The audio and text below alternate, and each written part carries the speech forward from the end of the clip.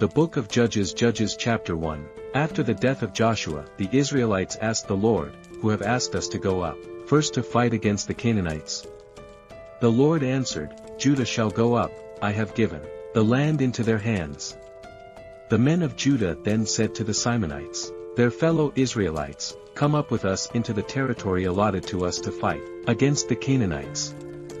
We in turn will go with you into yours." So the Simonites went with them. When Judah attacked, the Lord gave the Canaanites and Perizzites into their hands, and they struck down 10,000 men at Bethsek. It was there that they found Adonai Bethsek and fought against him, putting to rout the Canaanites and Perizzites. Adonai Bethsek fled, but they chased him and caught him, and cut off his thumbs and big toes.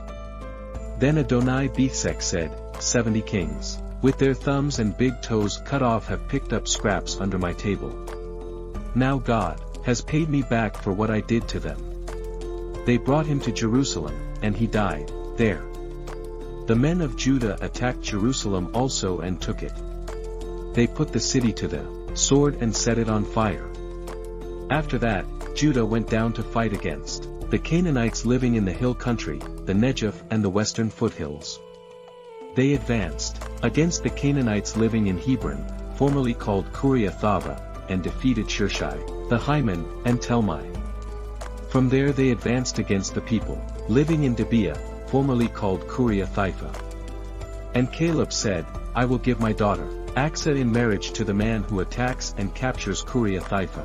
Othniel, son of Kenaz, Caleb's younger brother, took it, so Caleb gave his daughter Achsah to him in marriage. One day, when she came to Othniel, she urged him to ask her father for a field. When she got off her donkey, Caleb asked her, "What can I do for you?" She replied, "Do me a special favor. Since you have given me the land in the Negev, give me also springs of water." So Caleb gave her the upper and lower springs. The descendants of Moses' father-in-law, the Canaanite, went up from the city of Pans with the people of Judah to live among the inhabitants of the desert of Judah in the Negev near Arad. Then the men of Judah went with the Simonites, their fellow Israelites, and attacked the Canaanites living in Ziphath, and they totally destroyed the city. Therefore it was called Hormah. Judah also took Gaza, Ashkelon, and Ekron, each city with its territory. The Lord was with the men of Judah. They took possession of the hill country, but they were unable to drive the people from the plains because they had chariots fitted with iron. As Moses had promised, Hebron was given to Caleb, who drove from it the 3 sons of Anak. The Benjaminites, however, did not drive out the Jebusites, who were living in Jerusalem. To this day, the Jebusites lived there with the Benjaminites. Now the tribes of Joseph attacked Bethel, and the Lord was with them. When they sent men to spy out Bethel, formerly called Luz, the spies saw a man come out of the city, and they said to him, "Show us how to get into the city, and we will see that you are treated well." So he showed them, and they put the city to the sword, but spared the man and his whole family. He then went to the land of the Hittites, where he built a city, and called it Luz, which is its name to this day. But Manasseh did not drive out the people of Beth-Shun, or Teanak, or Dor, or Iblam, or Megiddo, and their surrounding settlements, for the Canaanites were determined to live in that land. When Israel became strong, they pressed the Canaanites into forced labor, but never drove them out completely. Nor did Ephraim drive out the Canaanites living in Giza, but the Canaanites continued to live there among them. Neither did Zebulun drive out the Canaanites living in Kitron, or Nehalol, so these Canaanites lived among them, but Zebulun did subject them to forced labor. Nor did Asher drive out those living in Akko, or Sidon, or Elab, or Aksib, or Helba, or Ephek, or Rehob. The Asherites lived among the Canaanite inhabitants of the land, because they did not drive them out. Neither did Naphtali drive out those living in Bethshemesh, or Bethanath, but the Naphtalites too lived among the Canaanite inhabitants of the land, and those living in Bethshemesh and Bethanath became forced laborers for them. The Amorites confined the Danites to the hill country, not allowing them to come down into The plain, and the Amorites were determined also to hold out in Mount Hires, Argelan, and Shehoban, but when the power of the tribes of Joseph increased, they too were pressed into forced labor. The boundary of the Amorites was from Scorpion Pass to Selar and beyond. Judges 2, the angel of the Lord went up from Gilgal to Bochum and said, I brought you up out of Egypt and led you into the land that I swore to give to your ancestors. I said, I will never break my covenant with you, and you shall not make a covenant with these people of this land, but you shall break down their altars. Yet you have disobeyed me. Why have you done this? And I have also said, I will not drive them out before you. They will become traps for you, and their gods will become snares to you. When the angel of the Lord had spoken these things to all the Israelites, the people wept aloud, and they called that place Bochum. There they offered sacrifices to the Lord. After Joshua had dismissed the Israelites, they went to take possession of the land each to their own inheritance. The people served the Lord throughout the lifetime of Joshua, and of the elders who outlived him and who had seen all the great things the Lord had done for Israel. Joshua, son of Nun, the servant of the Lord, died at the age of 110, and they buried him in the land of his inheritance at Timnath-Heres in the hill country of the time north of Mount Gaash. After that whole generation had been gathered to their ancestors, another generation grew up who knew neither the Lord nor what he had done for Israel. Then the Israelites did evil in the eyes of the Lord and served the Baals. They forsook the Lord, the God of their ancestors, who had brought them up out of Egypt. They followed and worshipped various gods of the peoples around them. They aroused the Lord's anger, because they forsook him and served Baal and the Ashtoreths. In his anger against Israel, the Lord gave them into the hands of raiders who plundered them. He sold them into the hands of their enemies all around, whom they were no longer able to resist. Whenever Israel went out to fight, the hand of the Lord was against them to defeat them, just as he had sworn to them.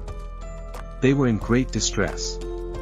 Then the Lord raised up judges who saved them out of the hands of these raiders. Yet they would not listen to their judges but prostituted themselves to other gods and worshipped them. They quickly turned from the ways of their ancestors who had been obedient to the Lord's commands. Whenever the Lord raised up a judge for them, he was with the judge and saved them out of the hands of their enemies as long as the judge lived, for the Lord relented because of their groaning under those who oppressed and afflicted them. But when the judge died, the people returned to ways even more corrupt than those of their ancestors, following other gods and serving and worshipping them. They refused to give up their evil practices and stubborn ways. Therefore, the Lord was very angry with Israel and said, because this nation has violated the covenant I ordained for their ancestors and has not listened to me, I will no longer drive out before them any of the nations Joshua left when he died. I will use them to test Israel and see whether they will keep the way of the Lord and walk in it as their ancestors did. The Lord had allowed those nations to remain. He did not drive them out at once, by giving them into the hands of Joshua.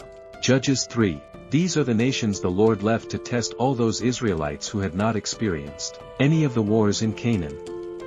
He did this only to teach warfare to the descendants of the Israelites who had not had previous battle experience.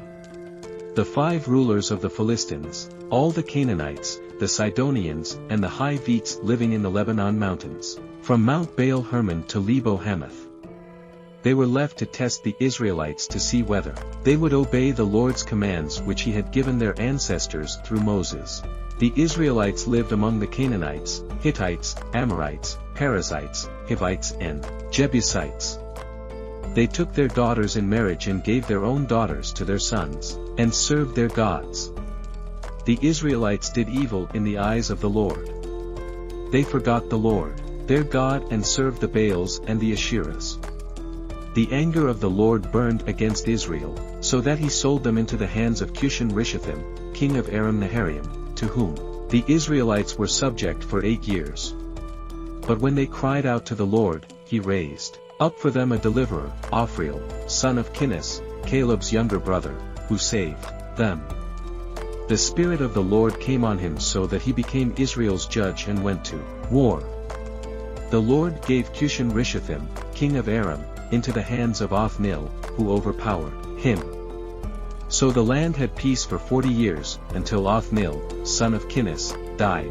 Again the Israelites did evil in the eyes of the Lord, and because they did this evil, the Lord gave Eglon king of Moab power over Israel, getting the Ammonites and the Amalekites to join him. Eglon came and attacked Israel, and they took possession of the city of palms. The Israelites were subject to Eglon king of Moab for 18 years. Again the Israelites cried out to the Lord, and he gave them a deliverer, Ehud, a left-handed man, the son of Jerah the Benjaminite. The Israelites sent him with tribute to Eglon, king of Moab. Now Ehud had made a double-edged sword about a cubit long which he strapped to his right thigh under his clothing. He presented the tribute to Eglon king of Moab, who was a very fat man. After Ehud had presented the tribute, he sent on their way those who had carried it. But on reaching the stone images near Gilgal, he himself went back to Eglon and said, "Your Majesty, I have a secret message for you." The king said to his attendants, "Leave us," and they all left. Ehud then approached him while he was sitting alone in the upper room of his palace and said, "I have a message from God for you." As the king rose from his seat, Ehud reached with his left hand, drew the sword from his right thigh and plunged it into the king's belly. Even the handle sank in after the blade and his bowels discharged. Ehud did not pull the sword out and the fat closed in over it. Then Ehud went out to the porch. He shut the doors of the upper room behind him and locked them. After he had gone, the servants came and found the doors of the upper room locked. They said he must be relieving himself in the inner room of the palace.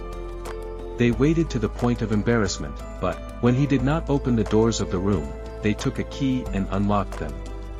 There they saw their lord fallen to the floor, dead. While they waited, Ehud got away. He passed by the stone images and escaped to Seirah. When he arrived there, he blew a trumpet in the hill country of Ephraim, and the Israelites went down with him from the hills with him, leading them. "Follow me," he ordered, "for the Lord has given Moab your enemy into your hands." So they followed him down and took possession of the fords of the Jordan that led to Moab. They allowed no one to cross over. At that time they struck down about 10,000 Moabites, all vigorous and strong. Not one escaped. That day Moab was made subject to Israel, and the land had peace for 80 years. After Ehud came Shamgar, son of Anath, who struck down 600 Philistines with an ox goad. He too saved Israel.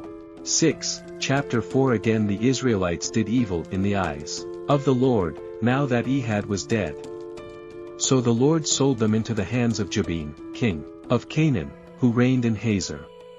Sisera, the commander of his army, was based in Harosheth Haggayim, because he had 900 chariots fitted with iron and cruelly oppressed the Israelites. For 20 years, they cried to the Lord for help. Now Deborah, a prophet, the wife of Lapidoth, was leading Israel at that time. She held court under the palm of Deborah between Ramah and Bethel in the hill country of Ephraim, and the Israelites went up to her to have their disputes decided. She sent for Barak, son of Abinoam, from Kadesh-Naphtali, and said to him, "The Lord the God of Israel commands you, go take with you 10,000 men of Naphtali in Zebulun, and lead them to Mount Tabor. I will lead Sisera the commander of Jabin's army with his chariots and his troops to the river Kishon, and give him into your hands." Barak said to her, "If you go with me, I will go. But if you don't go with me, I won't go." "Certainly, I will go with you," said Deborah. "But because of the course you are taking, the honor will not be yours, for the Lord will deliver Sisera into the hands of a woman." So Deborah went with Barak to Keidah. There Barak summoned Zebulun and Naphtali, and 10,000 men went up under his command. Deborah also went up with him. Now Heber the Kenite had left the other Kenites, the descendants of Hobab, Moses' brother-in-law, and pitched his tent by the great tree in Zionanium near Keidah. When they told Sisera the Barak son of Abinoam had gone up to Mount Tabor, Sisera summoned from Harosheth Haggayim to the river Kishon all his men, and his 900 chariots, fitted with iron. Then Deborah said to Barak, Go, this is the day the Lord has given Sisera into your hands. Has not the Lord gone ahead of you?" So Barak went down Mount Tabor with 10,000 men following him. At Barak's advance the Lord routed Sisera and all his chariots and army by the sword, and Sisera got down from his chariot and fled on foot. Barak pursued the chariots and army as far as Harosheth Hagoyim, and all Sisera's troops fell by the sword, not a man was left. Sisera, meanwhile, fled on foot to the tent of Jael, the wife of Heba the Kenite, because there was an alliance between Jabin, king of Hazel, and the family of Heba the Kenite. Jael went out to meet Sisera and said to him, "Come, my lord, come right in, don't be afraid." So he entered her tent, and she covered him with a blanket. "I'm thirsty," he said. "Please give me some water." She opened a skin of milk, gave him a drink, and covered him up. "Stand in the doorway of the tent," he told her. "If someone comes and asks you, 'Is anyone in there?' say no." But Jael, Heba's wife, picked up a tent peg and a hammer, and went quietly to him while he lay fast asleep, exhausted. She drove the peg through his temple into the ground, and he died. Just then, Barak came by in pursuit of Sisera, and Jael went out to meet him. "Come," she said, "I will show you the man you're looking for." So he went in with her, and there lay Sisera with the tent peg through his temple, dead. On that day, God subdued Jabin king of Canaan before the Israelites, and the hand of the Israelites pressed harder and harder against Jabin king of Canaan until they destroyed him. Judges 5. On that day, Deborah and Barak son of Abinoam sang this song. When the princes in Israel take the lead, when the people willingly offer themselves, praise the Lord. Hear this, you kings. Listen, you rulers. I, even I, will sing to the Lord. I will praise the Lord, the God of Israel, in song. When you, Lord, went out from Seir, when you marched from the land of Edom, the earth shook, the heavens poured, the clouds poured down water. The mountains quaked before the Lord, the one of Sinai, before the Lord, the God of Israel. In the days of Shembana, in the days of Jael, the highways were abandoned, travelers took to winding paths, villagers in Israel would not fight. They held back until I, Deborah, arose, until I arose, a mother in Israel. God chose new leaders when war came to the city gates, but not a shield or spear was seen among 40,000 in Israel. My heart is with Israel's princes, with the willing volunteers among the people. Praise the Lord. You who ride on white donkeys sitting on your settled blankets, and you who walk along the road, consider the voice of the singers at the watering places. They recite the victories of the Lord, the victories of his villages in Israel. Then the people of the Lord went down to the city gates. Wake up, Deborah, wake up, break out in song. Rise, Barak, take captive your captives, son of Abinoam. The remnant of the nobles came down. The people of the Lord came down to me against the mighty. Son came from Ephraim, whose roots were in Amalek. Benjamin was with the people who followed you. From Meshia, captains came down. From Zebulun, those who bear a commander's staff. The princes of Issachar were with Deborah. Yes, Issachar was with Barak, sent under his command into the valley. In the districts of Reuben, there was much searching of heart. Why did you stay among the sheepfolds to hear the whistling for the flocks? In the districts of Reuben, there was much searching of heart. Gilead stayed beyond the Jordan, and Dan, why did he linger by the ships? Asher remained on the coast and stayed in his coves. The people of Zebulun risked their very lives, so did Naphtali on the terraced fields. Kings came, they fought. The kings of Canaan fought. At Teanak, by the waters of Megiddo, they took no plunder of silver. From the heavens, the stars fought. From their courses, they fought against Sisera. The river Kishon swept them away, the age-old river, the river Kishon. March on, my soul, be strong. Then thundered the horses' hooves.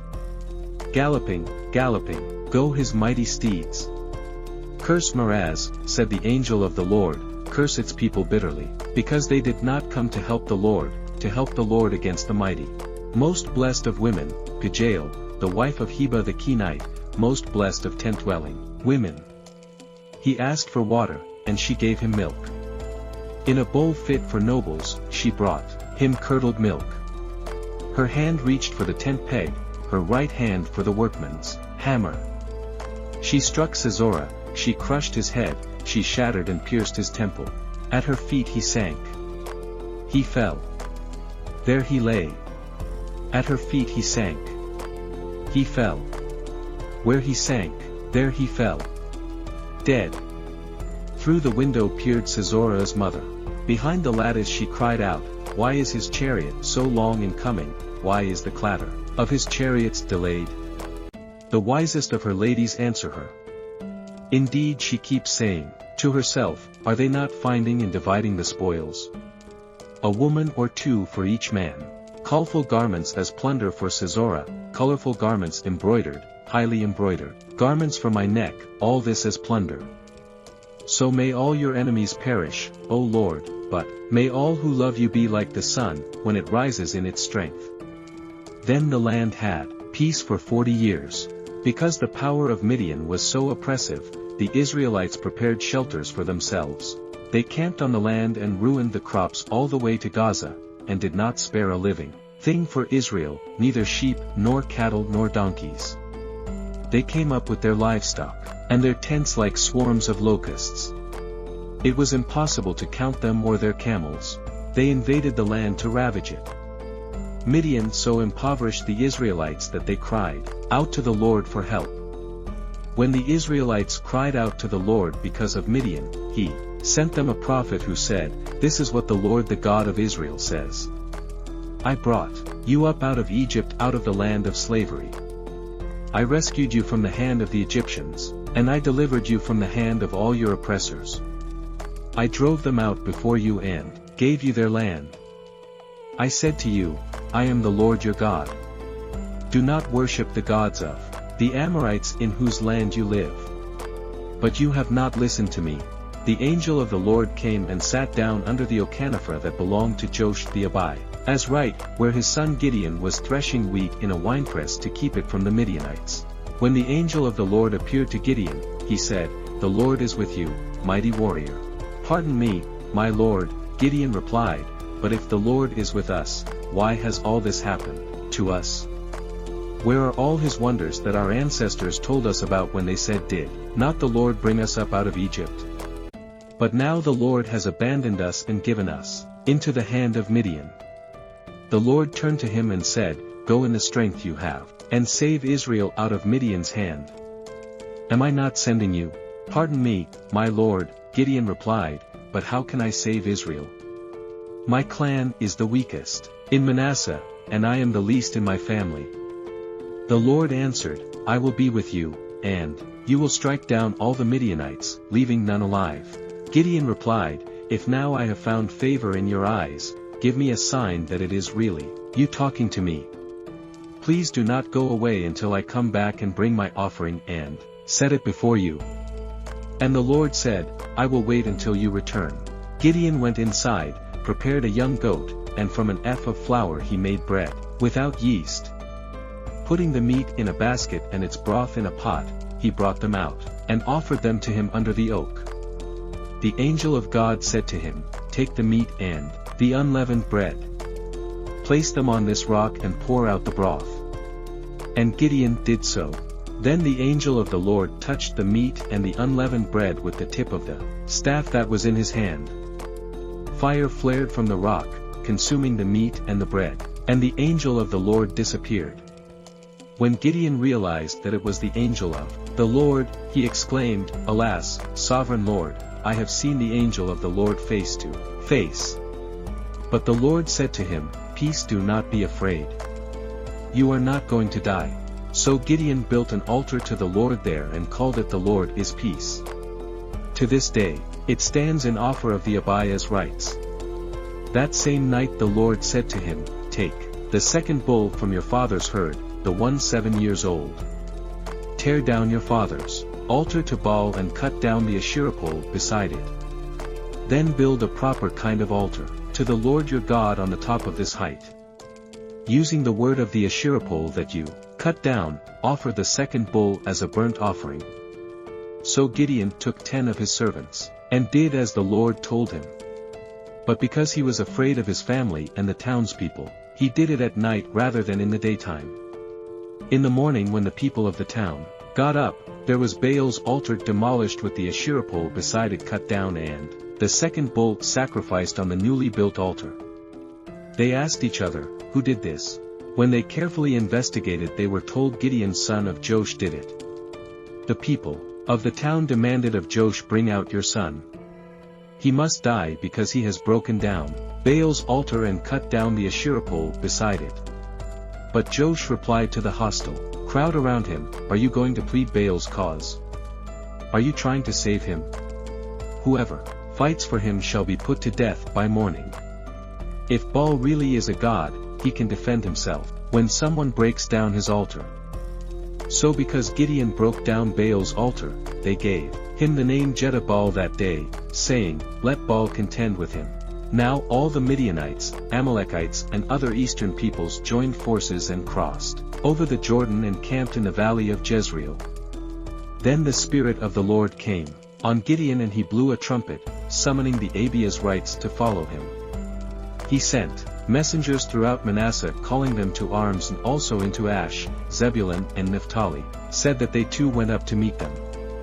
Gideon said to God, if you will save Israel by my hand as you have promised, look, I will place a wool fleece on the threshing floor.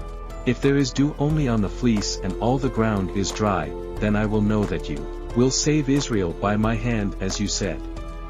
And that is what happened. When rose early the next day, he squeezed the fleece and wrung out the dew, a bowl full of water. Then Gideon said to God, do not be angry with me. Let me make just one more request. Allow me one more test with the fleece, but this time make the fleece dry and let the ground be covered with dew. That night God did so. Only the fleece was dry. All the ground was covered with dew. Judges 7. Early in the morning, Jerubbaal, that is Gideon, and all his men came to the spring of Harold. The camp of Midian was north of them in the valley near the hill of Moreh. The Lord said to Gideon, you have too many men. I cannot deliver Midian into their hands, or Israel would boast against me. My own strength has saved me. Now announce to the army, anyone who trembles with fear may turn back and leave Mount Gilead. So 22,000 men left, while 10,000 remained. But the Lord said to Gideon, there are still too many men. Take them down to the water, and I will thin them out for you there. If I say, this one shall go with you, he shall go. But if I say, this one shall not go with you, he shall not go. So Gideon took the men down to the water. There the Lord told him, separate those who lap the water with their tongues as a dog laps, from those who kneel down to drink. 300 of them drank from cupped hands, lapping like dogs. All the rest got down on their knees to drink. The Lord said to Gideon, with the 300 men that lapped, I will save you and give the Midianites into your hands. Let all the others go home. So Gideon sent the rest of the Israelites home, but kept the 300 who took over the provisions and trumpets of the others. Now the camp of Midian lay below him in the valley. During that night, the Lord said to Gideon, get up. Go down against the camp, because I am going to give it into your hands. If you are afraid to attack, go down to the camp with your servant Purah and listen to what they are saying. Afterwards you will be encouraged to attack the camp. So he and Purah, his servant, went down to the outposts of the camp. The Midianites, the Amalekites and all the other eastern peoples, had settled in the valley thick as locusts. Their camels could no more be counted than the sand on the seashore. Gideon arrived just as a man was telling a friend his dream. I had a dream, he was saying. A round loaf for barley bread came tumbling into the Midianite camp. It struck the tent with such force that the tent overturned and collapsed. His friend responded, this can be nothing other than the sword of Gideon son of Joash, the Israelite. God has given the Midianites and the whole camp into his hands. When Gideon heard the dream and its interpretation, he bowed down and worshipped. He returned to the camp of Israel and called out, "Get up! The Lord has given the Midianite camp into your hands." During the 300 men into 3 companies, he placed trumpets and empty jars in the hands of all of them with torches inside. "Watch me," he told them. "Follow my lead. When I get to the edge of the camp, do exactly as I do. When I and all who are with me blow our trumpets, then from all round the camp, blow yours and shout, for the Lord and for Gideon." 100 men with him reached the edge of the camp at the beginning of the middle watch just after they had changed the guard.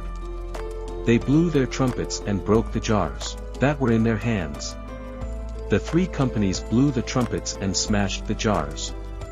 Grasping the torches in their left hands and holding in their right hands the trumpets they were to blow, they shouted, "A sword for the Lord and for Gideon." While each man held his position round the camp, all the Midianites ran, crying out as they fled. When the 300 trumpets sounded, the Lord caused the men throughout the camp to turn on each other with their swords. The army fled to Beth Shitter toward Zerera as far as the border of Abel Maholah near Tabith. Israelites from Naphtali, Asher, and all Manasseh were called out and they pursued the Midianites. Gideon sent messengers throughout the hill country of Ephraim, saying, "Come down against the Midianites and seize the waters of Jordan ahead of them as far as Beth-barah." So all the men of Ephraim were called out and they seized the waters of the Jordan as far as Beth-barah. They also captured 2 of the Midianite leaders, Oreb and Seb. They killed Oreb at the rock of Oreb and Seb at the winepress of Seb. They pursued the Midianites and brought the heads of Oreb and Seb to Gideon, who was by the Jordan. Judges 8. Now the Ephraimites asked Gideon, "Why have you treated us like this? Why didn't you call us when you went to fight Midian?" And they challenged him vigorously, but he answered them, "What have I accomplished compared to you? Aren't the gleaning of Ephraim's grapes better than the full grape harvest of Abizah? God gave Oreb and Seb, the Midianite leaders, into your hands. What was I able to do compared to you?" At this, their resentment against him subsided. Gideon and his 300 men exhausted, yet keeping up the pursuit came to the Jordan and crossed it. He said to the men of Succoth, "Give my troops some bread. They are worn out, and I am still pursuing Zebah and Zalmunna, the kings of Midian." But the officials of Succoth said, "Do you already have the hands of Zebah and Zalmunna in your possession?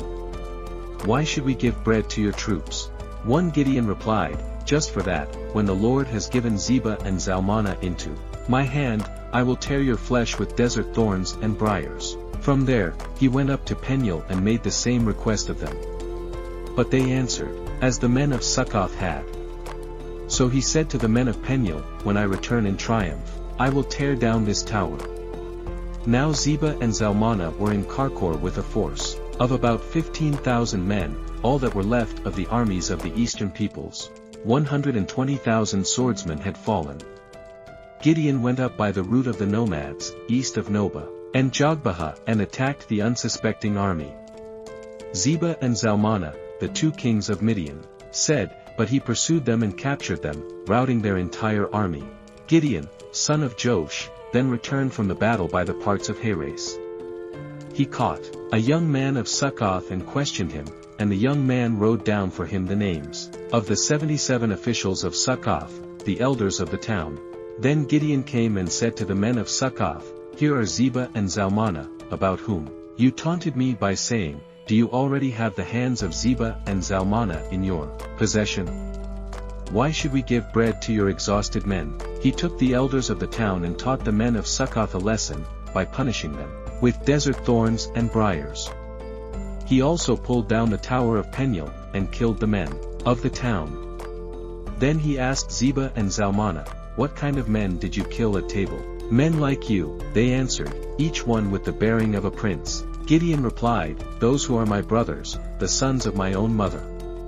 As surely as the Lord lives, if you had spared their lives, I would not kill you." Turning to Jetha, his eldest son, he said, "Kill them." But Jetha did not draw his sword, because he was only a boy and was afraid.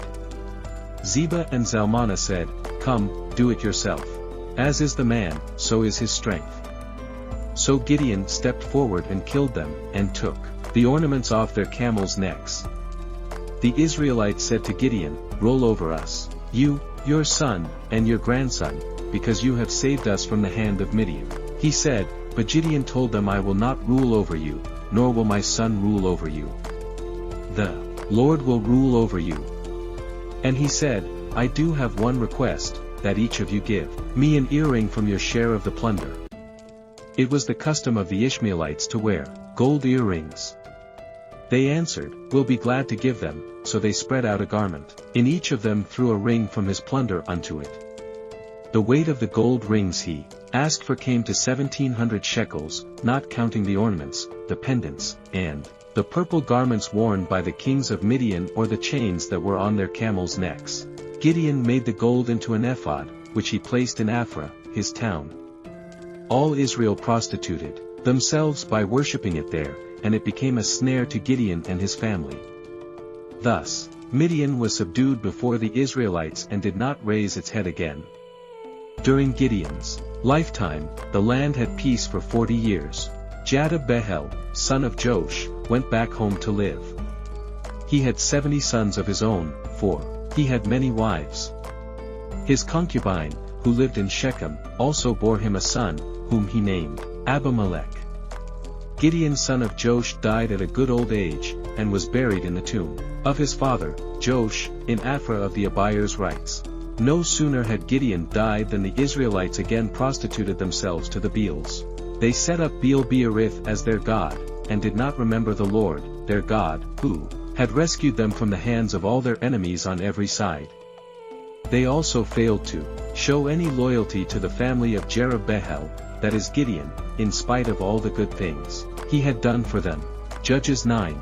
Abimelech, son of Jerub-Behel, went to his mother's brothers in Shechem and said to them, and to all his mother's clan, Ask all the citizens of Shechem, which is better for you, to have all 70 of Jerub-Behel's sons rule over you, or just one man. Remember, I am your flesh and blood. When the brothers repeated all this to the citizens of Shechem, they were inclined to follow Abimelech, for they said, He is related to us. They gave him 70 shekels of silver from the temple of Baal-Beerith, and Abimelech used it to hire reckless scoundrels who became his followers. He went to his father's home in Ophrah, and on one stone murdered his 70 brothers, the sons of Jerub-Behel. But Jotham, the youngest son of Jerub-Behel, escaped by hiding. Then all the citizens of Shechem and Beth Millo gathered beside the great tree at the pillar in Shechem to crown Abimelech king. When Jotham was told about this, he climbed up on the top of Mount Gerizim and shouted to them, Listen to me, citizens of Shechem, so that God may listen to you. One day the trees went out to anoint a king for themselves. They said to the olive tree, Be our king. But the olive tree answered, Should I give up my oil, by which both gods and humans are honored, to hold sway over the trees? Next the trees said to the fig tree, Come and be our king. But the fig tree replied, Should I give up my fruit so good and sweet, to hold sway over the trees? Then the trees said to the vine, Come and be our king. But the vine answered, Should I give up my wine, which cheers both gods and humans, to hold sway over the trees? Finally all the trees said to the thorn bush, Come and be our king. The thorn bush said to the trees, If you really want to anoint me king over you, come and take refuge in my shade. But if not, then let fire come out of the thorn bush and consume the cedars of Lebanon. Have you acted honorably and in good faith by making Abimelech king? Have you been fair to Jerubbaal and his family? Have you treated him as he deserves? Remember that my father fought for you and risked his life to rescue you from the hand of Midian. But today you have revolted against my father's family. You have murdered his 70 sons on a single stone and have made Abimelech the son of his female slave, king over the citizens of Shechem because he is related to you. So have you acted honorably and in good faith towards Jerubbaal and his family today? If you have, may Abimelech be your joy and may you be his too. But if you have not, let fire come out from Abimelech and consume you, the citizens of Shechem and Beth Millo, and let fire come out from you, the citizens of Shechem and Beth Millo, and consume Abimelech. Then Jotham fled, escaping to Beer, and he lived there because he was afraid of his brother, of Abimelech. After Abimelech had governed Israel for 3 years, God stirred up animosity between Abimelech and the citizens of Shechem so that they acted treacherously against Abimelech. God did this in order that the crime against Jerubbaal's 70 sons, the shedding of their blood, might be avenged on their brother of Abimelech and on the citizens of Shechem who had helped him murder his brothers. In opposition to him, these citizens of Shechem set men on the hilltops to ambush and rob everyone who passed by, and this was reported to Abimelech. Now Gaal, son of Ebed, moved with his clan into Shechem, and its citizens put their confidence in him. After they had gone out into the fields and gathered the grapes and trodden them, they held a festival in the temple of their God. While they were eating and drinking, they cursed Abimelech. Then Gaal, son of Ebed, said, "Who is Abimelech and why should we Shechemites be subject to him? Isn't he Jerubbaal's son and isn't Zebul his deputy? Serve the family of Hamel, Shechem's father. Why should we serve Abimelech? If only this people were under my command, then I would get rid of him." I would say to Abimelech, "All out your whole army." When Zebul, the governor of the city, heard what Gaal's son of Ebed said, he was very angry. Under cover, he sent messengers to Abimelech saying, "Gaal's son of Ebed and his clan have come to Shechem and are stirring up the city against you. Now then during the night, you and your men should come and lie and wait in the fields. In the morning at sunrise advance against the city. When Gaal and his men come out against you, seize the opportunity to attack them." So Abimelech and all his troops set out by night, and took up concealed positions near Shechem and 4 companies. Now Gaal's son of Ebed had gone out and was standing at the entrance of the city gate, just as Abimelech and his troops came out from their hiding place. When Gaal saw them, he said to Zebul, "Look, people are coming down from the tops of the mountains." Zebul replied, "You mistake the shadows of the mountains for men." But Gaal spoke up again, "Look, people are coming down from the central hill and a company is coming from the direction of the diviner's tree." When Zebul said to him, "Where is your big talk now, you who said, 'Who is Abimelech that we should be subject to him?' Aren't these the men you ridiculed? Go out and fight them." So Gaal led out the citizens of Shechem and fought Abimelech. Abimelech chased him all the way to the entrance of the gate, and many were killed as they fled. Then Abimelech stayed in Arumah, and Zebul drove Gaal and his clan out of Shechem. The next day the people of Shechem went out to the fields, and this was reported to Abimelech. So he took his men, divided them into 3 companies and set an ambush in the fields. When he saw the people coming out of the city, he rose to attack them. Abimelech and the companies with him rushed forwards to a position at the entrance of the city gate. Then 2 companies attacked those in the fields and struck them down. All that day Abimelech pressed his attack against the city until he had captured it and killed its people. Then he destroyed the city and scattered salt over it. One hearing this, the citizens in the tower of Shechem went into the stronghold of the temple of El-Berith. When Abimelech heard that they had assembled there, he and all his men went up Mount Zalmon. He took an axe and cut off some branches which he lifted to his shoulders. He ordered the men with him, "Quick, do what you've seen me do." So all the men cut branches and followed Abimelech. They piled them against the stronghold and set it on fire with the people still inside. So all the people in the tower of Shechem, about 1,000 men and women, also died. Next Abimelech went to Thebes and besieged it and captured it. Inside the city, however, was a strong tower to which all the men and women, all the people of the city, had fled. They had locked themselves in and climbed up on the tower roof. Abimelech went to the tower and attacked it. But as he approached the entrance to the tower to set it on fire, a woman dropped an upper middle stone on his head and cracked his skull. Horridly, he called to his armabra, "Draw your sword and kill me, so that they can't say a woman killed him." So his servant ran him through, and he died. When the Israelites saw that Abimelech was dead, they went home. Thus God repaid the wickedness that Abimelech had done to his father by murdering his 70 brothers. God also made the people of Shechem pay for all their wickedness. The curse of Jotham, son of Jerubbaal, came on them. He lived in Shemiah in the hill country of Ephraim. He led Israel for 23 years. Then he died and was buried in Shemiah. He was followed by Jur of Gilead, who led Israel for 22 years. He had 30 sons who rode 30 donkeys. They controlled 30 towns in Gilead, which to this day are called Havoth-Jur. When Jur died, he was buried in Canaan. Again the Israelites did evil in the eyes of the Lord. They served the Baals and the Ashtoreths, and the gods of Iram, the gods of Sidon, the gods of Moab, the gods of the Ammonites, and the gods of the Philistines. And because the Israelites forsook the Lord, and no longer served him, he became angry with them. He sold them into the hands of the Philistines and the Ammonites, who that year shattered and crushed them. For 18 years, they oppressed all the Israelites on the east side of the Jordan in Gilead, the land of the Ammonites. The Ammonites also crossed the Jordan to fight against Judah, Benjamin, and Aram. Israel was in great distress. Then the Israelites cried out to the Lord, "We have sinned against you for forsaking our God and serving the Baals." The Lord replied, "When the Egyptians, the Ammonites, the Philistines, the Sidonians, the Amalekites, and the Maonites oppressed you, and you cried to me for help, did I not save you from their sins? But you have forsaken me and served other gods, so I will no longer save you.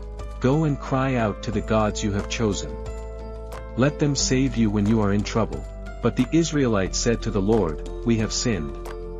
Do with us whatever you think best, but please rescue us now." Then they got rid of the foreign gods among them and served the Lord, and he could bear Israel's misery no longer. When the Ammonites were called to arms and camped in Gilead, the Israelites assembled and camped at Mizpah. The leaders of the people of Gilead said to each other, "Whoever will take the lead in attacking the Ammonites will be a head over all who live in Gilead." Which is chapter 11. Jephthah, the Gileadite, was a mighty warrior. His father was Gilead. His mother was a prostitute. Gilead's wife also bore him sons, and when they were grown up, they drove Jephthah away. "You are not going to get any inheritance in our family," they said, "because you are the son of another woman." So Jephthah fled from his brothers and settled in the land of Tom, where a gang of scoundrels gathered around him and followed him. Sometime later, when the Ammonites were fighting against Israel, the elders of Gilead went to get Jephthah from the land of Tom. "Come," they said, "be our commander so we can fight the Ammonites." Jephthah said to them, "Didn't you hate me, and drive me from my father's house? Why do you come to me now when you are in trouble?" The elders of Gilead said to him, "Nevertheless, we are turning to you now. Come with us to fight the Ammonites, and you will be a head over all of us who live in Gilead." Jephthah answered, "Suppose you take me back to fight the Ammonites, and the Lord gives them to me. Will I really be your head?" The elders of Gilead replied, "The Lord is our witness. We will certainly do as you say." So Jephthah went with the elders of Gilead, and the people made him head and commander over them, and he repeated all his words before the Lord in Mizpah. Then Jephthah sent messengers to the Ammonite king with the question, "What do you have against me that you have attacked my country?" The king of the Ammonites answered Jephthah's words, "When Israel came up out of Egypt, they took away my land from the Anon to the Jabbok, all the way to the Jordan. Now give it back, peaceably." Jephthah sent messengers back to the Ammonite king, saying, "This is what Jephthah says. Israel did not take the land of Moab or the land of the Ammonites, but when they came up out of Egypt, Israel went through the wilderness to the Red Sea and on to Kadesh. Then Israel sent messengers to the king of Edom, saying, 'Give us permission to go through your country.' But the king of Edom would not listen. They sent also to the king of Moab, and he refused, so Israel stayed at Kadesh. Next, they traveled through the wilderness, skirted the lands of Edom and Moab, passed along the eastern side of the country of Moab, and camped on the other side of the Anon. They did not enter the territory of Moab, for the Anon was its border. Then Israel sent messengers to Sihon king of the Amorites, who ruled in Heshbon, and said to him, "Let us pass through your country, to our own place." Sihon, however, did not trust Israel to pass through his territory. He must had all his troops and encountered Jahaz and fought with Israel. Then the Lord, the God of Israel, gave Sihon and his whole army into Israel's hands, and they defeated them. Israel took over all the land of the Amorites, who lived in that country, capturing all of it from the Anon to the Jabbok and from the desert to the Jordan. Now, since the Lord, the God of Israel, has driven the Amorites out before his people, Israel, what right have you to take it over? Will you not take what your God, Chemosh, gives you? Likewise, whatever the Lord our God has given us, we will possess. Are you any better than Balak, son of Zippor, king of Moab? Did he ever quarrel with Israel or fight with them? For 300 years Israel occupied Heshbon, Aroer, the surrounding settlements, and all the towns along the Anon. Why didn't you retake them during that time? I have not wronged you, but you are doing me wrong by waging war against me. Let the Lord, the judge, decide the dispute this day between the Israelites and the Amorites. The king of Ammon, however, paid no attention to the message Jephthah sent him. Then the Spirit of the Lord came on Jephthah. He crossed Gilead and Manasseh, passed through Mizpah of Gilead, and from there he advanced against the Ammonites. And Jephthah made a vow to the Lord. If you give the Ammonites into my hands, whatever comes out of the door of my house, to meet me when I return in triumph from the Ammonites will be the Lord's, and I will sacrifice it as a burnt offering. Then Jephthah went over to fight the Ammonites, and the Lord gave them into his hands. He devastated 20 towns from Oroah to the vicinity of Minnith as far as Abel-Keramim. Thus Israel subdued Ammon. When Jephthah returned to his home in Mizpah, who should come out to meet him but his daughter, dancing to the sound of tambourines? She was an only child. Except for her, he had neither the son nor daughter. When he saw her, he tore his clothes and cried, "Oh, no, my daughter! You have brought me down, and I am devastated. I have made a vow to the Lord that I cannot break." "My father," she replied, "you have given your word to the Lord. Do to me just as you promised, now that the Lord has avenged you of your enemies, the Ammonites. But grant me this one request," she said. "Give me 2 months to roam the hills and weep with my friends, because I will never marry." "You may go," he said, and he let her go for 2 months. She and her friends went into the hills and wept because she would never marry. After the 2 months, she returned to her father, and he did to her as he had vowed. And she was a virgin. From this comes the Israelite tradition that each year the young women of Israel go out for 4 days, to commemorate the daughter of Jephthah the Gileadite. Judges 12, the Ephraimite forces were called out, and they crossed over to Zephon. They said to Jephthah, "Why did you go to fight the Ammonites without calling us to go with you? We're going to burn down your house over your head." Jephthah answered, "I and my people were engaged in a great struggle with the Ammonites, and, although I called, you didn't save me out of their hands. When I saw that you wouldn't help, I took my life in my hands and crossed over to fight the Ammonites, and the Lord gave me victory over them. Now why have you come up today to fight me?" Jephthah then called together the men of Gilead and fought against Ephraim. The Gileadites struck them down because the Ephraimites had said, "You Gileadites are renegades from Ephraim and Manasseh." The Gileadites captured the fords of the Jordan leading to Ephraim, and whenever a survivor of Ephraim said, "Let me cross over," the men of Gilead asked him, "Are you an Ephraimite?" If he replied no, they said, "All right, say Shibboleth." If he said, Sibboleth, because he could not pronounce the word correctly, they seized him, and killed him at the fords of the Jordan. 42,000 Ephraimites were killed at that time. Jephthah led Israel for 6 years, then Jephthah the Gileadite died and was buried in a town in Gilead. After him, Ibzan of Bethlehem led Israel. He had 30 sons and 30 daughters. He gave his daughters away in marriage to those outside his clan, and for his sons he brought in 30 young women as wives from outside his clan. Ibzan led Israel for 7 years, then Ibzan died and was buried in Bethlehem. After him, Elon the Zebulunite led Israel for 10 years. Then Elon died and was buried in Azulon in the land of Zebulun. After him, Abdon son of Hillel, from Pirathon, led Israel. He had 40 sons and 30 grandsons who rode on 70 donkeys. He led Israel for 8 years. Then Abdon son of Hillel died and was buried at Pirathon in Ephraim, in the hill country of the Amalekites. Judges 13. Again the Israelites did evil in the eyes of the Lord, so the Lord delivered them into the hands of the Philistines for 40 years. A certain man of Zodar, named Manoah, from the clan of the Danites, had a wife who was childless, unable to give birth. The angel of the Lord appeared to her and said, "You are barren and childless, but you are going to become pregnant and give birth to a son. Now see to it that you drink no wine or other fermented drink and that you do not eat anything unclean. You will become pregnant and have a son whose head is never to be touched by a razor because the boy is to become a Nazirite, dedicated to God from the womb.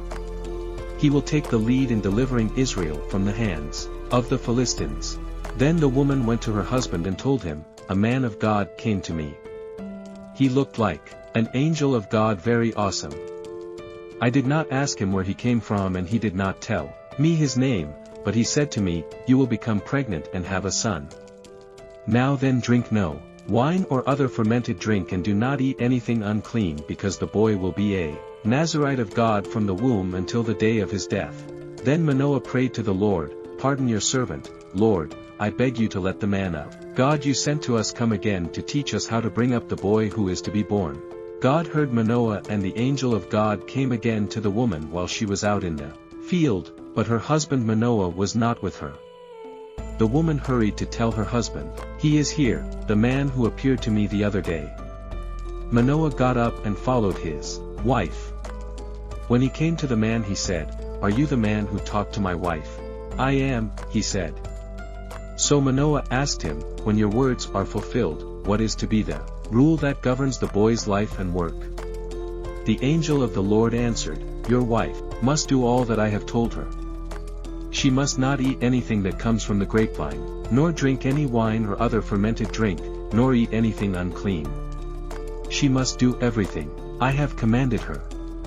Manoah said to the angel of the Lord, 'We would like you to stay until we prepare a young goat for you.' The angel of the Lord replied, 'Even though you detain me, I will not eat any of your food. But if you prepare a burnt offering, offer it to the Lord.' Manoah did not realize that it was the angel of the Lord. Then Manoah inquired at the angel of the Lord, 'What is your name so that we may honor you when your word comes true?' He replied, 'Why do you ask my name? It is beyond understanding.' Then Manoah took a young goat, together with the grain offering, and sacrificed it on a rock to the Lord. And the Lord did an amazing thing while Manoah and his wife watched. As the flame blazed up from the altar towards heaven, the angel of the Lord ascended in the flame. Seeing this, Manoah and his wife fell with their faces to the ground. When the angel of the Lord did not show himself again to Manoah and his wife, Manoah realized that it was the angel of the Lord. 'We are doomed to die,' he said to his wife. 'We have seen God.'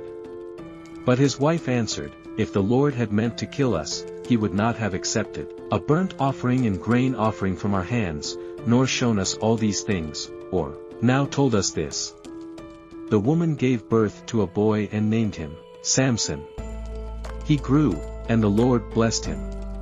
And the Spirit of the Lord began to stir him, while he was in Meanadon between Zorah and Eshtaol. Judges 14. Samson went down to Timnah and saw there a young Philistine woman. When he returned, he said to his father and mother, 'I have seen a Philistine woman in Timnah. Now get her for me as my wife.' His father and mother replied, 'Isn't there an acceptable woman among your relatives or among all our people? Must you go to the uncircumcised Philistines to get a wife?' But Samson said to his father, 'Get her for me.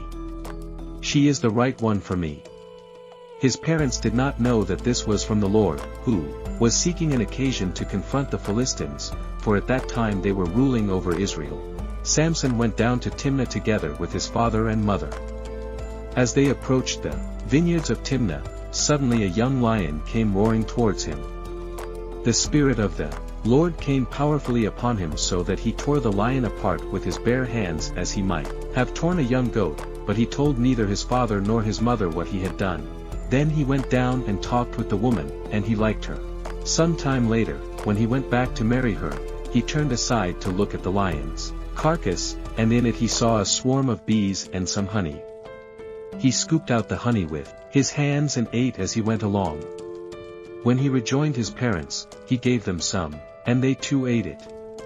But he did not tell them that he had taken the honey from the lion's carcass. Now his father went down to see the woman, and there Samson held a feast as was customary for young men. When the people saw him, they chose 30 men to be his companions. "Let me tell you a riddle," Samson said to them. "If you can give me the answer within the 7 days of the feast, I will give you 30 linen garments and 30 sets of clothes. If you can't tell me the answer, you must give me 30 linen garments and 30 sets of clothes." "Tell us your riddle," they said. "Let's hear it," he replied. "Out of the eater, something to eat. Out of the strong, something sweet." For 3 days they could not give the answer. On the 4th day they said to Samson's wife, "Coax your husband into explaining the riddle for us, or we will burn you and your father's household to death. Did you invite us here to steal our property?" Then Samson's wife threw herself on him sobbing, "You hate me. You don't really love me. You've given my people a riddle, but you haven't told me the answer."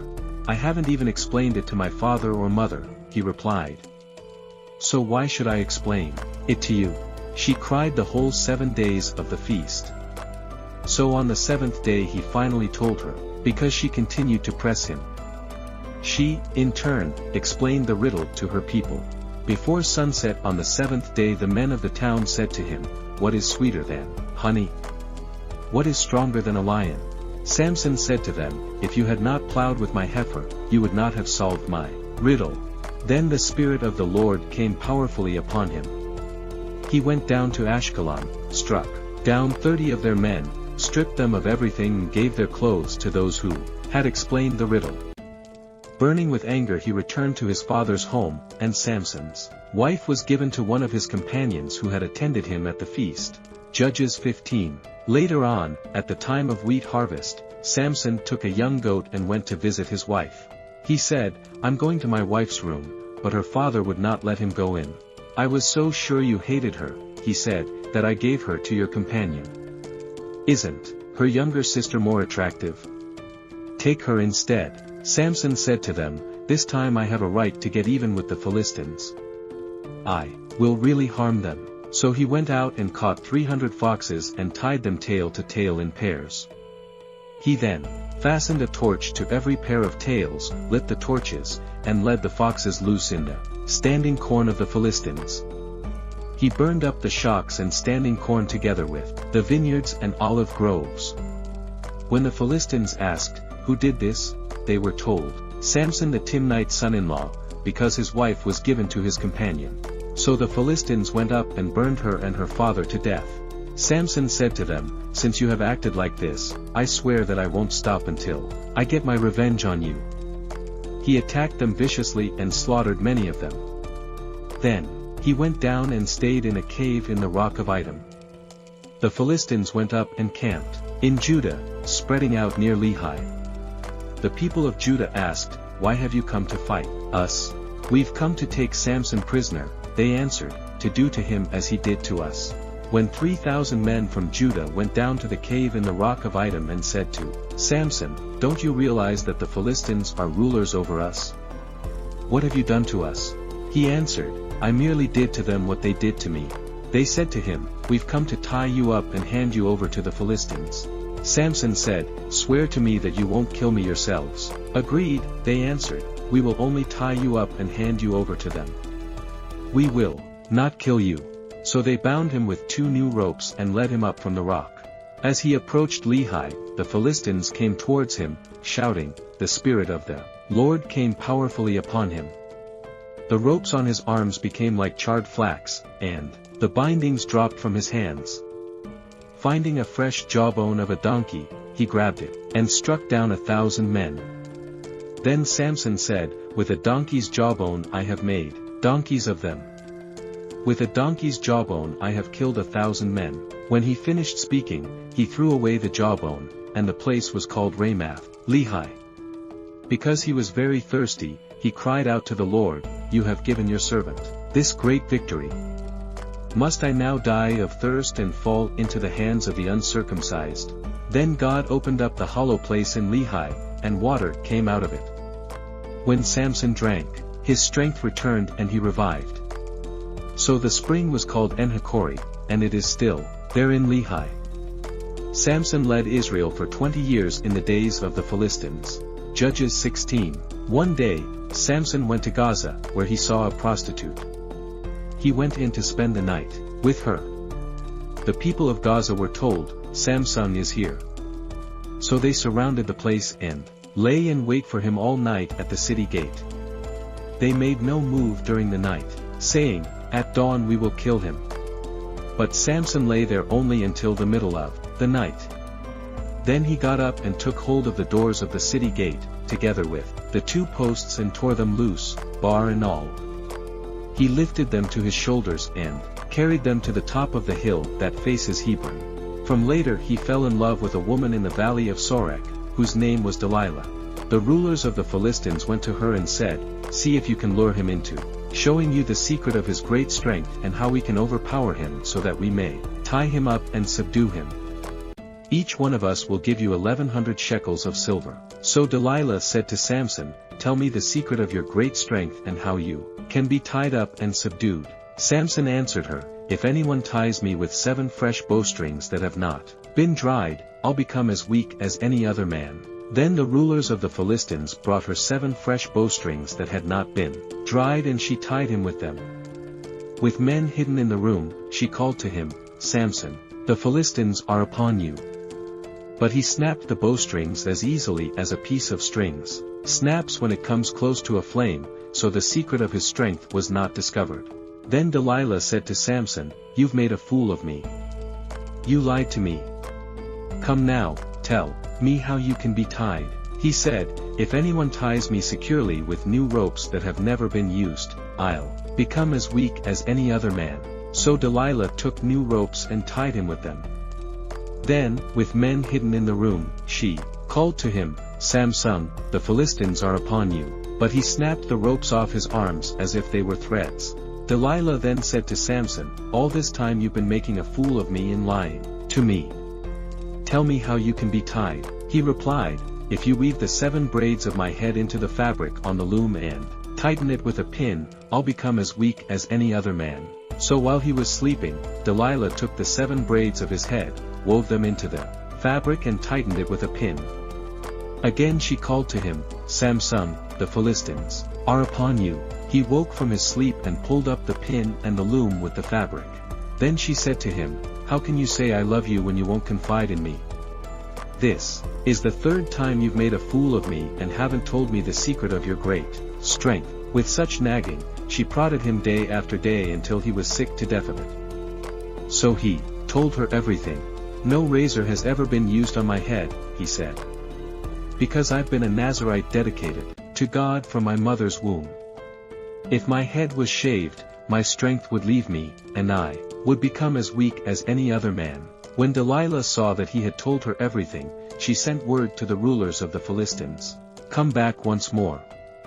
He has told me everything." So the rulers of the Philistines returned, with the silver in their hands. After putting him to sleep on her lap, she called for someone to shave off the 7 braids of his hair, and so began to subdue him. And his strength left him. Then she called, "Samson, the Philistines are upon you." He woke from his sleep and thought, "I'll go out as before and shake myself free." But he did not know that the Lord had left him. When the Philistines seized him, gouged out his eyes, and took him down to Gaza. Binding him with bronze shackles, they set him to grinding corn in the prison. But the hair on his head began to grow again after it had been shaved. Now the rulers of the Philistines assembled to offer a great sacrifice to Dagon, their god, and to celebrate, saying, "Our God has delivered Samson our enemy into our hands." When the people saw him, they praised their God, saying, "Our God has delivered our enemy into our hands, the one who laid waste our land and multiplied our slain." While they were in high spirits, they shouted, "Bring out Samson to entertain us." So they called Samson out of the prison, and he performed for them. When they stood him among the pillars, Samson said to the servant who held his hands, "Put me where I can feel the pillars that support the temple, so that I may lean against them." Now the temple was crowded with men and women. All the rulers of the Philistines were there, and on the roof were about 3,000 men and women watching Samson perform. Then Samson prayed to the Lord, "Sovereign Lord, remember me. Please God, strengthen me just once more, and let me with one blow get revenge on the Philistines for my 2 eyes." Then Samson reached towards the 2 central pillars on which the temple stood. Bracing himself against them, his right hand on the one and his left hand on the other, Samson said, "Let me die with the Philistines." Then he pushed with all his might, and down came the temple on the rulers and all the people in it. Thus he killed many more when he died than when he lived. Then his brothers and his father's whole family went down to get him. They brought him back, and buried him between Zorah and Eshtaol in the tomb of Manoah, his father. He had led Israel for 20 years. Judges 17. Now a man named Micah from the hill country of Ephraim said to his mother, "The 1,100 shekels of silver that were taken from you and about which I heard you utter a curse. I have that silver with me. I took it." Then his mother said, "The Lord bless you, my son." When he returned the 1,100 shekels of silver to his mother, she said, "I solemnly consecrate my silver to the Lord for my son to make an image overlaid with silver. I will give it back to you." So after he returned the silver to his mother, she took 200 shekels of silver and gave them to a silversmith who used them to make the idol, and it was put in Micah's house.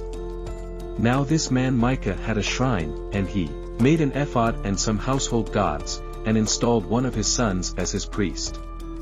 In those days Israel had no king, everyone did as they saw fit. A young Levite from Bethlehem in Judah, who had been living within the clan of Judah, left that town in search of some other place to stay. On his way he came to Micah's house, in the hill country of Ephraim. Micah asked him, "Where are you from?" "I'm a Levite from Bethlehem in Judah," he's heard, "and I'm looking for a place to stay." Then Micah said to him, "Live with me, and be my father and priest, and I'll give you 10 shekels of silver a year, your clothes, and your food." So the Levite agreed to live with him, and the young man became like one of his sons to him. Then Micah installed the Levite, and the young man became his priest and lived in his house. And Micah said, "Now I know that the Lord will be good to me, since this Levite has become my priest." In those days Israel had no king, and in those days the tribe of the Danites was seeking a place of their own where their might settled, because they had not yet come into an inheritance among the tribes of Israel.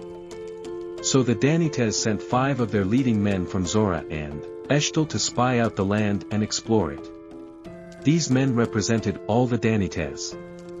They told them, "Go, explore the land."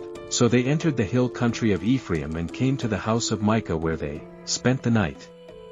When they were near Micah's house they recognized the voice of the young Levite. So they turned in there and asked him, "Who brought you here? What are you doing in this place? Why are you here?" He told them what Micah had done for him and said, "He has hired me and I am his priest." Then they said to him, "Please inquire of God to learn whether our journey will be successful." The priest answered them, "Go in peace. Your journey has the Lord's approval." So the 5 men left and came to Laish where they saw that the people were living in safety, like the Sidonians, at peace and secure. And since their land lacked nothing, they were prosperous. Also, they lived a long way from the Sidonians and had no relationship with anyone else. When they returned to Zorah and Eshtaol, their fellow Danites asked them, "How did you find things?" They answered, "Come on, let's attack them. We have seen the land and it is very good. Aren't you going to do something?" don't hesitate to go there and take it over. When you get there, you'll find an unsuspecting people and a spacious land that God has put into your hands, a land that lacks nothing whatever. Then 600 men of the Danites, armed for battle, set out from Zorah and Eshtaol. On their way they set up camp near Kiriath Jearim in Judah. This is why the place west of Kiriath Jearim is called Manahath Dan to this day. From there they went on to the hill country of Ephraim and came to Micah's house.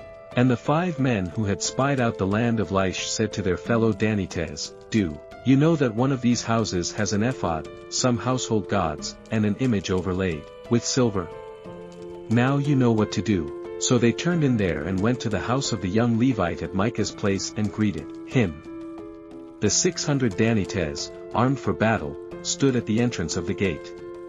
The 5 men who had spied out the land went inside and took the idol, the ephod, and the household gods, while the priest and 600 armed men stood at the entrance of the gate. When the 5 men went into Micah's house and took the idol, the ephod and the household gods, the priest said to them, "What are you doing?" They answered him, "Be quiet. Don't say a word. Come with us and be our father and priest. Isn't it better that you serve a tribe and clan in Israel as priest rather than just one man's household?" The priest was very pleased. He took the ephod, the household gods, and the idol, and went along with the people, putting their little children, their livestock, and their possessions in front of them. They turned away and left.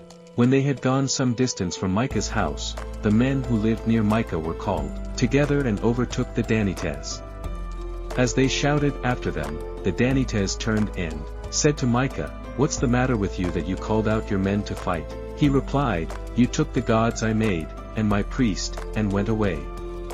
What else do I have? How can you ask, 'What's the matter with you?'" The Danites answered, "Don't argue with us, or some of the men may get angry and attack you and your family will lose your lives." Where the Danites went their way, and Micah, seeing that they were too strong for him, turned round and went back home. Then they took what Micah had made, and his priest, and went on to Laish against a people at peace and secure. They attacked them with the sword and burned down their city. There was no one to rescue them because they lived a long way from Sidon and had no relationship with anyone else. The city was in a valley, near Beth Rehob. The Danites rebuilt the city and settled there. They named it Dan after their ancestor Dan, who was born to Israel, though the city used to be called Laish. There the Danites set up for themselves the idol, and Jonathan son of Gershon, the son of Moses, and his sons were priests for the tribe of Dan until the time of the captivity of the land. They continued to use the idol Micah had made, all the time the house of God was in Shiloh. Judges 19. In those days, Israel had no king. Now a Levite, who lived in a remote area in the hill country of Ephraim, took a concubine from Bethlehem in Judah. But she was unfaithful to him. She left him and went back to her parents' home in Bethlehem, Judah. After she had been there for 4 months, her husband went to persuade her to return. He had with him his servant and 2 donkeys. She took him into her parents' home, and when her father saw him, he gladly welcomed him.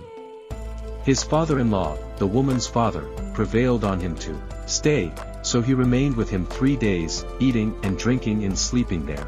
On the 4th day, they got up early, and he prepared to leave. But the woman's father said to his son-in-law, "Refresh yourself with something to eat. Then you can go." So the 2 of them sat down to eat and drink together. Afterwards, the woman's father said, "Please stay tonight and enjoy yourself." And when the man got up to go, his father-in-law persuaded him, so he stayed there that night. On the morning of the 5th day, when he rose to go, the woman's father said, "Refresh yourself, wait till afternoon." So the 2 of them had to be fed together. Then when the man with his concubine and his servant got up to leave, his father-in-law, the woman's father, said, "Now look, it's almost evening. Spend the night here, the day is nearly over. Stay and enjoy yourself. Early tomorrow morning you can get up and be on your way home."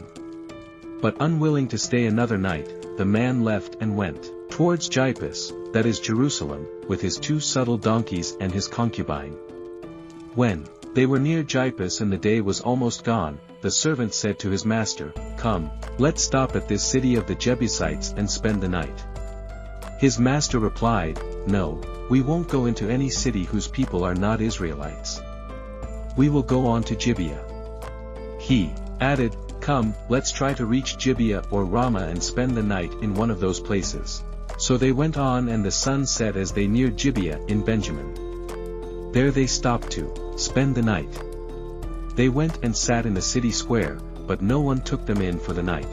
That evening an old man from the hill country of Ephraim who was living in Gibeah, the inhabitants of the place where Benjaminites, came in from his work in the fields. When he looked and saw the traveler in the city square, the old man asked, "Where are you going? Where did you come from?" He answered, "We are on our way from Bethlehem in Judah to a remote area, in the hill country of Ephraim where I live. I've been to Bethlehem in Judah and now I'm going to the house of the Lord. No one has taken me in for the night. We have both straw and fodder for our donkeys and bread and wine for ourselves, your servants, me, the woman, and the young man with us. We don't need anything. You are welcome at my house," the old man said. "Let me supply whatever you need. Only don't spend the night in the square." So he took him into his house and fed his donkeys. After they had washed their feet, they had something to eat and drink. While they were enjoying themselves, some of the wicked men of the city surrounded the house. Pounding on the door they shouted to the old man who owned the house, "Bring out the man who came to your house so we can have sex with him." The owner of the house went outside and said to them, "No, my friends, don't be so vile. Since this man is my guest, don't do this outrageous thing. Look, here is my virgin daughter and his concubine. I will bring them out to you now and you can use them and do to them whatever you wish. But as for this man, don't do such an outrageous thing." But the men would not listen to him. So the man took his concubine, and sent her outside to them. And they raped her and abused her throughout the night. And at dawn they let her go. At daybreak, the woman went back to the house where her master was staying, fell down at the door, and lay there until daylight. When her master got up in the morning and opened the door of the house and stepped out to continue on his way, there lay his concubine fallen in the doorway of the house with her hands on the threshold. He said to her, "Get up, let's go." But there was no answer. Then the man put her on his donkey and set out for home. When he reached home, he took a knife, and cut up his concubine, limb by limb, into 12 parts, and sent them into all the areas of Israel. Everyone who saw it was saying to one another, "Such a thing has never been seen or done, not since the day the Israelites came up out of Egypt. Just imagine, we must do something.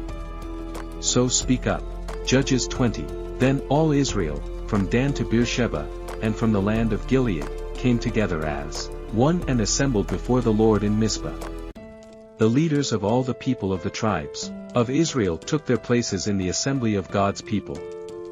400,000 men, armed with swords. The Benjaminites heard that the Israelites had gone up to Mizpah. Then the Israelites said, "Tell us how this awful thing happened." So the Levite, the husband of the murdered woman, said, "I and my concubine came to Gibeah in Benjamin to spend the night. During the night the men of Gibeah came after me and surrounded the house intending to kill me. They raped my concubine and she died. I took my concubine, cut her into pieces, and sent one piece to each region of Israel's inheritance, because they committed this lewd and outrageous act in Israel. Now all you Israelites speak up and tell me what you've decided to do." All the men rose up together as one, saying, "None of us will go home. No, not one of us will return to his house. But now this is what we'll do to Gibeah. We'll go up against it in the order decided by casting lots. We'll take 10 men out of every 100 from all the tribes of Israel and 100 from 1,000 and 1,000 from 10,000, to get provisions for the army.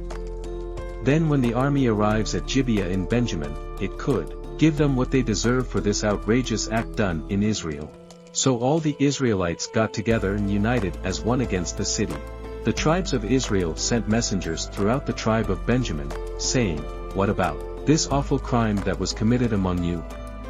Now turn those wicked men of Gibeah over to us so that we may put them to death and purge the evil from Israel." But the Benjaminites would not listen to their fellow Israelites. From their towns they came together at Gibeah to fight against the Israelites. At once the Benjaminites mobilized 26,000 swordsmen from their towns in addition to 700 able young men from those living in Gibeah. Among all these soldiers there were 700 select troops who were left-handed, each of whom could sling a stone at a hair and not miss. Israel, apart from Benjamin, mustered 400,000 swordsmen, all of them fit for battle. The Israelites went up to Bethel and inquired of the land. They said, "Who of us is to go up first to fight against the Benjaminites?" The Lord replied, "Judah shall go first." The next morning the Israelites got up and pitched camp near Gibeah. The Israelites went out to fight the Benjaminites and took up battle positions against the Gibeah. The Benjaminites came out of Gibeah and cut down 22,000 Israelites on the battlefield that day. But the Israelites encouraged one another and again took up their positions where they had stationed themselves the first day. The Israelites went up and wept before the Lord until evening. And they inquired of the Lord. They said, "Shall we go up again to fight against the Benjaminites, our fellow Israelites?" The Lord answered, "Go up against them." Then the Israelites drew near to Benjamin the second day. This time, when the Benjaminites came out from Gibeah to oppose them, they cut down another 18,000 Israelites, all of them armed with swords. Then all the Israelites, the whole army, went up to Bethel and there they sat weeping before the Lord. They fasted that day until evening and presented burnt offerings and fellowship offerings to the Lord. And the Israelites inquired of the Lord.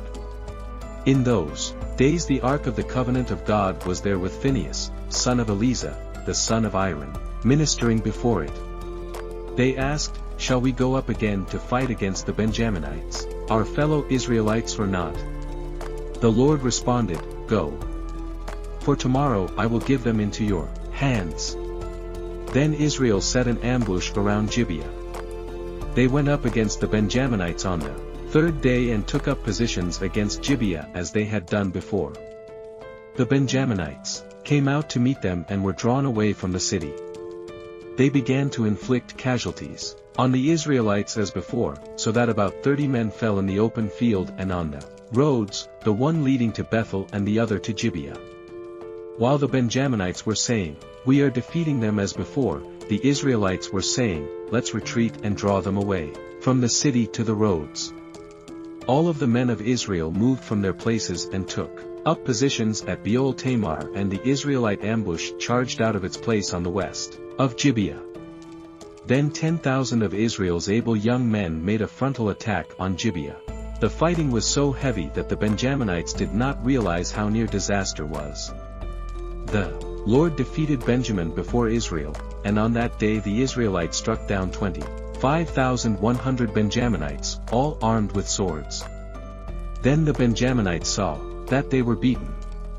Now the men of Israel had given way before Benjamin, because they relied on the ambush they had set near Gibeah. Those who had been in ambush made a sudden dash into Gibeah, spread out and put the whole city to the sword. The Israelites had arranged with the ambush, so that they should send up a great cloud of smoke from the city, and then the Israelites would counterattack. The Benjaminites had begun to inflict casualties on the Israelites, about 30, and they said, "We are defeating them as in the first battle." But when the column of smoke began to rise from the city, the Benjaminites turned and saw the whole city going up in smoke. Then the Israelites counterattacked, and the Benjaminites were terrified because they realized that disaster had come on them. So they fled before the Israelites in the direction of the wilderness, but they could not escape the battle. And the Israelites who came out of the towns cut them down there. They surrounded the Benjaminites, chased them and easily overran them in the vicinity of Gibeah on the east. 18,000 Benjaminites fell, all of them valiant fighters. As they turned and fled towards the wilderness, to the rock of Rimmon, the Israelites cut down 5,000 men along the roads. They kept pressing after the Benjaminites as far as Gatam, and struck down 2,000 more. On that day, 25,000 Benjaminite swordsmen fell, all of them valiant fighters. But 600 of them turned and fled into the wilderness to the rock of Rimmon, where they stayed for 4 months. The men of Israel went back to Benjamin and put all the towns to the sword, including the animals and everything else they found. All the towns they came across, they set on fire. Judges 21. The men of Israel had taken an oath at Mizpah. Not one of us will give his daughter in marriage to a Benjaminite. The people went to Bethel, where they sat before God until evening, raising their voices and weeping bitterly. Lord God of Israel, they cried. Why has this happened to Israel? Why should one tribe be missing from Israel today? Early the next day the people built an altar and presented burnt offerings and fellowship offerings. Then the Israelites asked, who from all the tribes of Israel has failed to assemble before the Lord? For they had taken a solemn oath that anyone who failed to assemble before the Lord of Mizpah was to be put to death. Now the Israelites grieved for the tribe of Benjamin, their fellow Israelites. Today one tribe is cut off from Israel, they said. How can we provide wives for those who were left, since we have taken an oath by the Lord not to give them any of our daughters in marriage? Then they asked, which one of the tribes of Israel failed to assemble before the Lord of Mizpah? They discovered that no one from Jabesh-Gilead had come to the camp for the assembly. For when they counted the people, they found that none of the people of Jabesh-Gilead were there.